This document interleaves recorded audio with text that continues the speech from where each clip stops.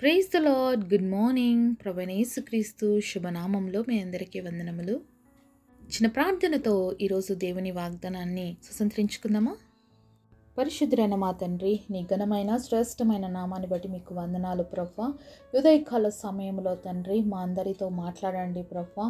మా అందరినీ దర్శించండి. నీ చిత్తాన్ని, మీ ఉద్దేశాన్ని మాకు బయలుపరచమని యేసు నామములో ప్రార్థిస్తున్నాము తండ్రి. ఆమేన్. ఈరోజు దేవుని వాగ్దానము యెషయా గ్రంథము 40వ అధ్యాయము 29వ వచనం. శక్తిహీనులకు బలాభివృద్ధి కలుగు చేయువాడు ఆయనే. Isaiah chapter 40 verse 29. No might he increaseth strength. దేవుడిచ్చినటువంటి అద్భుతమైన వాగ్దానం మనందరి జీవితంలో నెరవేర్చబడును కాక. ఈరోజు ఎవరైతే మేము శక్తిహీనులము, మా చేత ఏమీ అవ్వదు, మా చేత అవ్వట్లేదు అని బాధపడుతున్నారా అండి? అయితే మీకోసమేనండి ఈ వాగ్దానము. మనము శక్తిహీనులమే. మన శక్తి దేనికి సరిపోదు. ఏదైనా మనం చేయాలి అంటే దేవుడి శక్తి ద్వారానే మాత్రమే చేయగలుగుతామండి. అందుకనే దేవుడు వాగ్దానం ఈ విధంగా సెలవిస్తుంది కదా. మరి శక్తిహీనులకి ఆయన ఏం చేస్తాడంట? బలాభివృద్ధి కలుగజేసేవాడు. మరి ఈరోజు ఏ పరిస్థితులు బట్టి, ఏ సిచ్యుయేషన్స్ బట్టి నువ్వు శక్తిని కోల్పోయినటువంటి వారుగా మిగిలి ఉన్నాము అని అనుకుంటున్నామో, మరి మనం శక్తిహీనులమైనప్పటికీ నేను శక్తినిచ్చి నేను ముందుకు తీసుకెళ్తానని దేవుడు చెప్తున్నాడండి.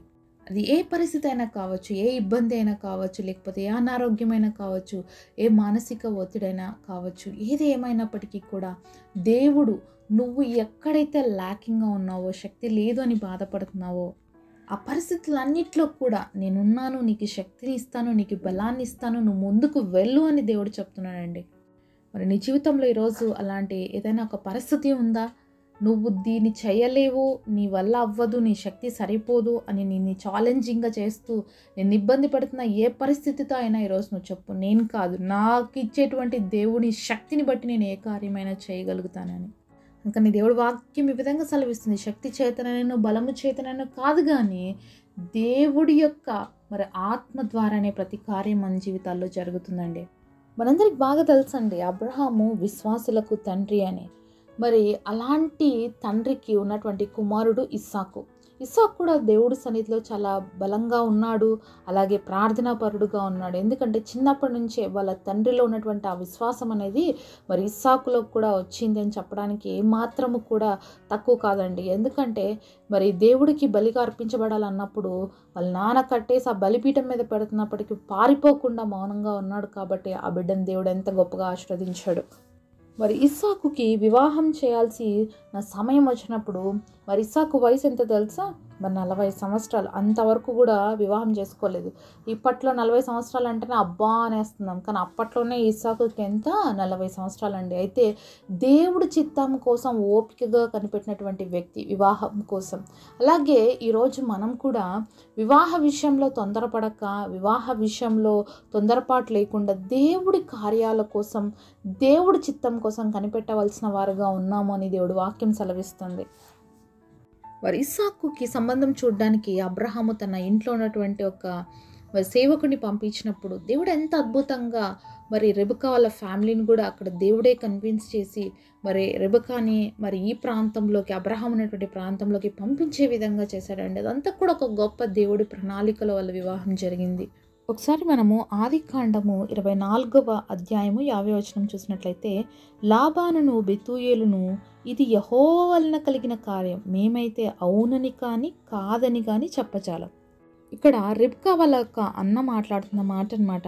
మరి ఆ యొక్క సేవకుడు వచ్చి అడుగుతున్నాడు, మీ కుమార్తెను మా యొక్క యజమానుడి కుమారుడికి ఇస్తారా అని చెప్పి అంటే లాబాను అనమాట ఈ రిబ్కా వాళ్ళ అన్న. సో ఏమంటున్నాడంటే, ఇది యెహోవా వలన జరిగిన కార్యం, మేము అవును కాదని మేము చెప్పలేము అనేసి అంటున్నాడు. అంటే దేవుడి చిత్తాన్ని చూస్తున్నారు, అంతేగాని ఏమున్నా ఏం లేవు అనేది అయితే ఏం చూడట్లేదు అనమాట. ఇక్కడ దేవుడి చిత్తాన్ని చూశారు కాబట్టి ఎంతో పర్ఫెక్ట్ మ్యాచ్ని దేవుడు వాళ్ళకి ఇచ్చాడు. కాబట్టి వివాహ విషయంలో మనం దేవుడి పైన ఆధారపడినప్పుడు తప్పకుండా సరైనటువంటి మార్గంలో దేవుడు మనల్ని నడిపిస్తాడు.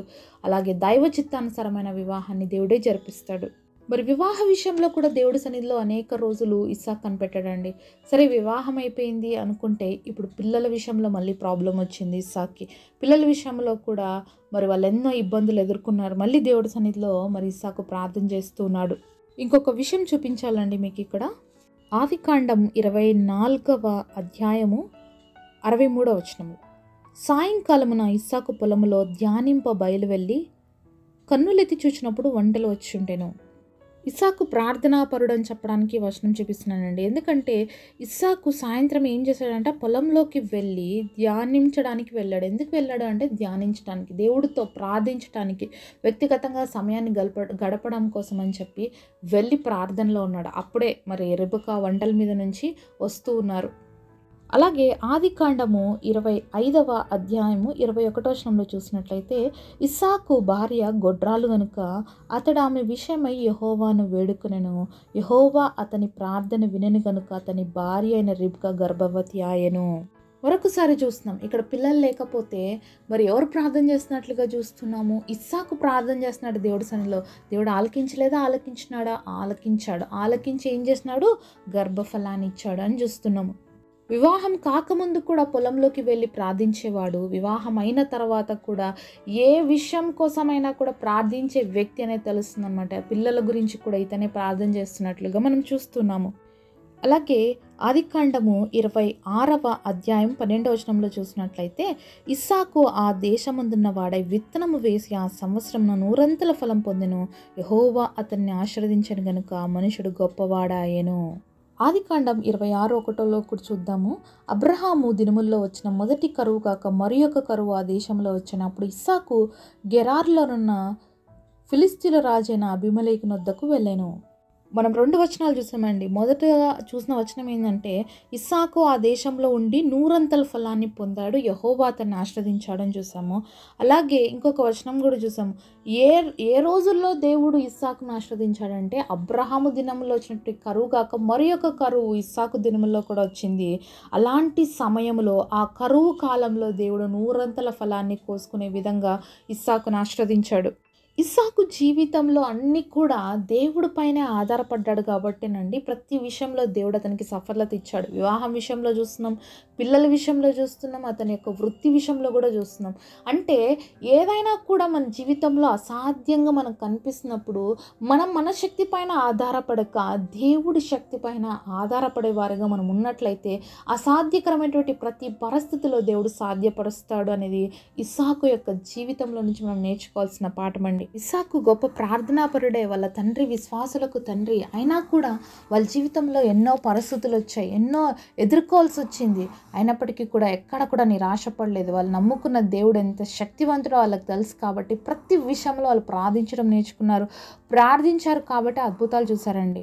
మరి రోజు నీ వివాహ ప్రయత్నంలో కూడా నువ్వు శక్తిహీనులుగా అయిపోయి ఉండొచ్చు, పిల్లల విషయంలో కూడా నువ్వు ప్రయత్నించి అలసిపోయి ఉండొచ్చు, లేకపోతే నీ జాబ్ విషయంలో, నీ యొక్క వ్యాపారం విషయంలో, నీ ఏదైనా కావచ్చండి. అన్ని విషయాల్లో బలహీనులు అయిపోయినప్పటికీ ఒక్కసారి ఇస్సాకు గురించి ఆలోచిద్దాం.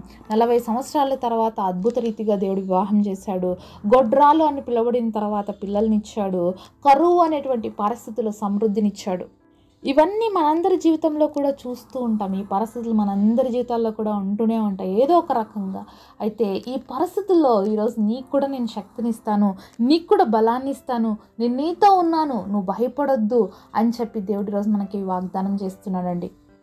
ఎంత ప్రార్థనాపరులైనా, ఎంతగా విశ్వాసం ఉన్నా కూడా పోరాటం లేకుండా అయితే ఎవరి జీవితంలో ఉండదండి. ఎంత ఎక్కువగా ప్రార్థన చేస్తామో అంత ఎక్కువగా పోరాటం జరుగుతుంటుంది. ఎంత ఎక్కువగా ప్రార్థన చేస్తామో అన్ని ఆటంకాలు వస్తూనే ఉంటాయి.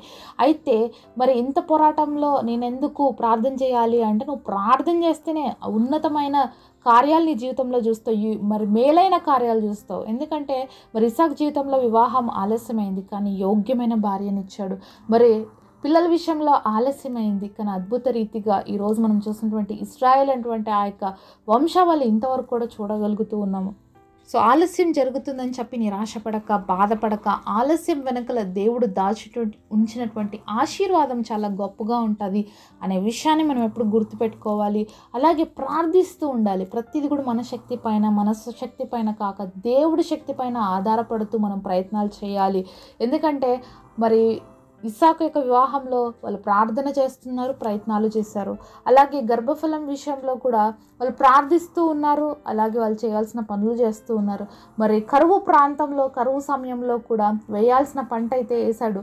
దేవుడే ఆ ఫలితాన్ని ఇచ్చాడు. అంతేగాని కరువు వచ్చింది కదా అని చెప్పేసి కామ్గా కూర్చోలేదు. కానీ ప్రయత్నం చేస్తేనే దేవుడు కార్యాలు చూస్తాం. కాబట్టి మన జీవితంలో మనం ప్రయత్నం చేసినప్పుడు దేవుని యొక్క శక్తి మన జీవితంలో పరిపూర్ణమవుతుంది. దేవుని యొక్క అద్భుత కార్యాలు మన జీవితంలో రిసీవ్ చేసుకోగలుగుతాము. ఈరోజు నీ జీవితంలో కూడా ఏ పరిస్థితిలో శక్తిహీనులుగా అనిపిస్తున్నావో ఆ విషయంలో దేవుడు బలాభివృద్ధి కలుగజేయాలని ఆశపడుతున్నాడు.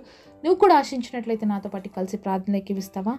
ప్రియమైన యేసయ్య, ఈరోజు మీరు మాకు ఇచ్చిన ఈ ప్రామిస్ కొరకు వందనాలు. ఈ ప్రామిస్ని మా అందరి జీవితంలో నెరవేర్చండి ప్రభువా. ఇస్సాకు జీవితంలో ఎంత ఘనముగా నువ్వు ఆశీర్వదించావో అలాంటి గొప్ప దీవెనల ఆశీర్వాదాలు మేమందరం పొందుకోవడానికి మమ్మల్ని కూడా బహుగా బ్లెస్ చేయమని యేసు నామములో ప్రార్థిస్తున్నాము తండ్రి. ఆమేన్.